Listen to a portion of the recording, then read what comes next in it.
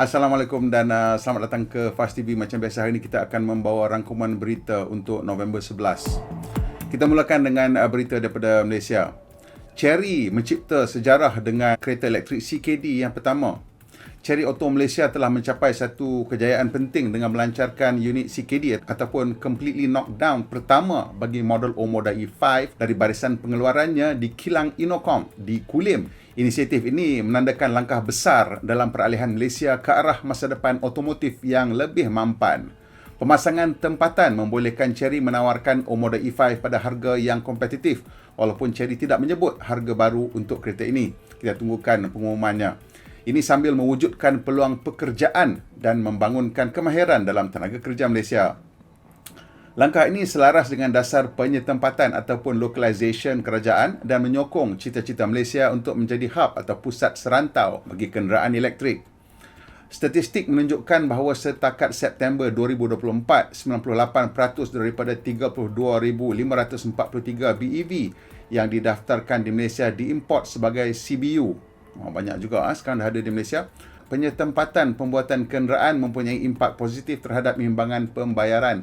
Pada tahun 2023, sektor otomotif berjumlah 62.14 bilion, manakala ekspor hanya bernilai 18.01 bilion ringgit. Ini pula daripada Mercedes-Benz yang memperkukuhkan operasi Asia Pasifiknya di Malaysia. Mercedes-Benz telah membuka pusat logistik serantau yang baru di Bandar Lapangan Terbang Senai, Johor, menunjukkan komitmen syarikat terhadap pertumbuhan ekonomi Malaysia. Kemudahan baru ini akan meningkatkan perkhidmatan selepas jualan merentasi 20 negara di rantau Asia Pasifik. Pusat logistik serantau ini memperkukuhkan kehadiran strategik syarikat di rantau Asia Pasifik dan merupakan tambahan penting kepada rangkaian bekalan lepas jualan globalnya. Mercedes-Benz menunjukkan komitmen jangka panjangnya kepada Malaysia dengan memanfaatkan infrastruktur negara, tenaga kerja mahir dan persekitaran ekonomi yang mesra pelaburan. Perasmian kemudahan baharu ini menandakan kejayaan salah satu projek logistik terbesar Mercedes-Benz dalam dekad yang lalu. Saya ada sedikit tip untuk minggu ini. Menavigasi keperluan undang-undang untuk menukar warna kereta di Malaysia. Bagi peminat kereta di Malaysia, termasuk saya, menukar warna kereta adalah cara yang popular untuk menzahirkan kepribadian pemilik atau sekadar untuk meniup nafas baru dan imej lebih segar kepada kereta kita. Tapi sebelum kita menukar warna kereta, kita perlu tahu 3 perkara penting ini untuk memastikan kita mematuhi undang-undang Malaysia. Yang pertama, sebenarnya sebelum kita menukar warna kereta, kita mesti memaklumkan dan mendapatkan kelulusan daripada JPJ ataupun Jabatan Pengangkutan Jalan. Yang kedua, selepas kita dah cat, warna baru mesti didaftarkan dengan JPJ dalam tempoh 7 hari selepas kerja mengecat selesai. Ingat tu, kena beritahu JPJ tau. Dan ketiga, kalau kita mengecat melibatkan pelbagai warna, macam setengah orang dia suka kopi rally punya colour dan sebagainya, warna dominan, yang itu warna yang meliputi sekurang-kurangnya 60% kenderaan, hendaklah didaftarkan sebagai warna rasmi. Okey, pastikan anda ikut peraturan ini supaya kereta anda tidak didapati melanggar undang-undang. Sekarang kita ke berita antarabangsa. Jualan NEV China melonjak ke rekod baru. Berita besar daripada China sebenarnya ini. Jualan kenderaan tenaga baru ataupun NEV di China telah mencapai rekod baru lagi. Dah 2 bulan mencapai rekod baru. Kali ini mencecah 1.43 juta unit pada bulan Oktober. Ini menunjukkan peningkatan ketara berbanding rekod sebelumnya pada bulan September, menandakan pertumbuhan pesat dalam penggunaan EV. EV di China bermaksud electrified vehicle. Kita di sini memanggilnya XEV. Penjualan PHEV dan BEV menyaksikan pertumbuhan tahun ke tahun yang memberangsangkan, dengan PHEV menunjukkan momentum yang sangat kukuh. NEV menyumbang 46.8% daripada semua jualan kenderaan di China pada bulan Oktober, menunjukkan peralihan pantas ke arah mobiliti elektrik. Dari segi peratusan mungkin kurang sikit. Bulan ni jualan saya rasa China lebih besar. Tidak termasuk ekspor, jualan NEV domestik di China mencapai rekod tertinggi untuk bulan kedua berturut-turut. Faktor-faktor yang menyumbangkan kepada pertumbuhan ini termasuk dasar kerajaan yang menyokong penggunaan EV, pameran dan promosi auto tempatan dan pengenalan model baru.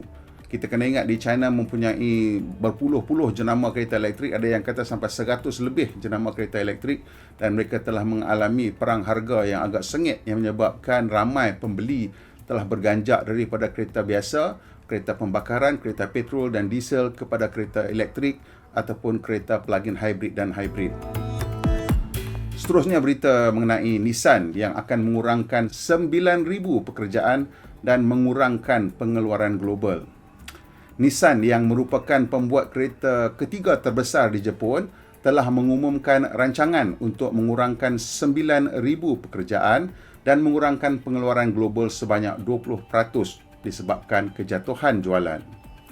Syarikat itu melaporkan kerugian 9 bilion yen pada suku ketiga dan menurunkan unjuran keuntungan tahunannya sebanyak 70% kepada 150 bilion yen. Nissan merancang untuk mengurangkan kapasiti pengeluaran globalnya sebanyak 20% dengan mengurangkan kelajuan barisan dan corak shift di kilang-kilangnya. Pembuat kereta itu sedang bergelut di China disebabkan kebangkitan EV dan hybrid mampu milik daripada jenama tempatan dan mengalami kesukaran di Amerika Syarikat menyebabkan kekurangan model yang sesuai terutamanya hybrid. Ketua pegawai eksekutifnya akan memotong gajinya sebanyak 50% sebagai salah satu usaha untuk bersama dengan para pekerja menghadapi kesukaran ini. Ini ada sedikit laporan jualan EV sedunia, jenama dan kumpulan auto yang paling laris. Laporan terkini mengenai jualan kenderaan elektrik global menyerlahkan jenama dan pengeluar peralatan asal atau OEM yang terkemuka. BYD, sebuah pembuat kereta China, memegang kedudukan teratas dalam jualan EV keseluruhan, menunjukkan penguasaannya di pasaran. Tesla kekal sebagai jenama utama untuk jualan BEV sahaja, tetapi bahagian pasarannya semakin menurun. BYD dengan kawalan pasaran BEV dengan PHEV memang sekali ganda lebih besar daripada Tesla, tetapi Tesla mempunyai kelebihan yang agak kecil, semakin tipis berbanding dengan BYD apabila kita kira hanya battery electric vehicle. Kumpulan Geely Volvo sedang menghadapi pertumbuhan yang ketara dan berpotensi mencabar kedudukan Tesla pada masa depan. Ini pun menarik juga Geely daripada entah mana-mana tiba-tiba dah naik ke jenama nombor 3 paling popular dalam dunia BEV.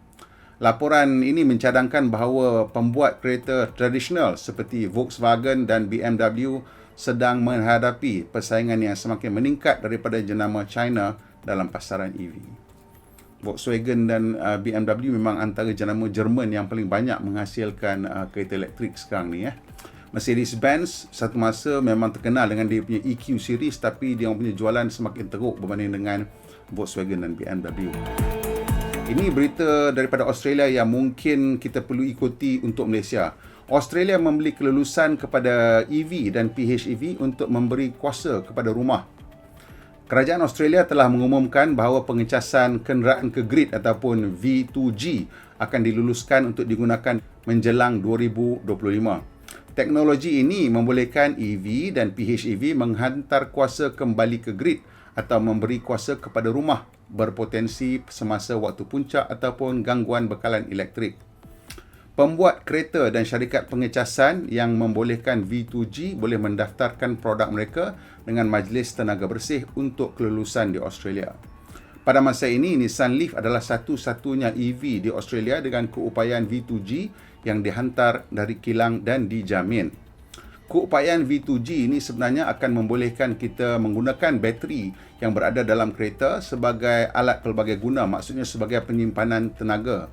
Bayangkan di rumah kita tidak ada tangki elektrik dan kereta elektrik kita boleh menjadi tangki elektrik, dan apabila ada berlaku sebarang gangguan bekalan ataupun jika kita hanya mahu menggunakan bateri kita sahaja, kita boleh gunakan solar di bumbung dan simpan kita punya tenaga solar tu di dalam bateri kalau kita ada lebih daripada satu kereta elektrik, dan pada waktu malam hanya menggunakan elektrik daripada bateri kereta kita. Ini akan menjadikan grid kita kurang stres dan menjadikan ianya lebih kukuh dan lebih resilient ataupun lebih robust untuk keadaan-keadaan tertekan.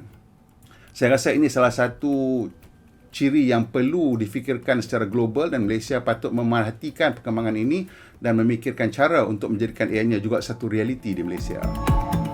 Ini Ini terakhir mengenai kereta terbang ataupun teksi terbang. Toyota dan Joby menyempurnakan penerbangan teksi udara pertama di Jepun. Toyota dan Joby Aviation telah berjaya menjalankan penerbangan pameran antarabangsa pertama bagi teksi udara Joby di Jepun. Acara ini menyerlahkan potensi teksi udara elektrik untuk pengangkutan masa depan, terutamanya dalam menangani kesesakan bandar dan menyediakan sambungan di kawasan luar bandar. Teksi udara elektrik Joby boleh membawa seorang juruterbang dan 4 penumpang pada kelajuan hingga 200 batu sejam. Toyota telah melabur sejumlah 894 juta dalam Joby dan sedang bekerjasama dalam pengeluaran komponen utama untuk pesawat itu. Kami rasa teksi udara ini boleh menggantikan helikopter sebagai sistem pengangkutan alternatif untuk kecemasan, untuk pengangkutan penting dan juga untuk pengangkutan mewah, mungkin untuk mereka-mereka yang mementingkan masa dan sanggup membayar lebih untuk pengangkutan jarak sederhana, terutamanya mungkin dalam kawasan bandar, daripada lapangan terbang ke bandar ataupun penerbangan kecemasan, penerbangan perubatan untuk membawa kes-kes kritikal ke hospital yang bersesuaian. Itulah dia berita otomotif terkini untuk hari ini. Teruskan bersama kami untuk kemas kini yang lebih menarik dan perkembangan penting dalam industri otomotif besok. Kalau anda rasa maklumat yang kami kongsikan ini bermanfaat, tolong tekan butang langganan dan juga butang loceng supaya tak ketinggalan bila kami naikkan video terbaru. Pemandu Malaysia, pemandu yang berhemah, kita jumpa lagi insya-Allah.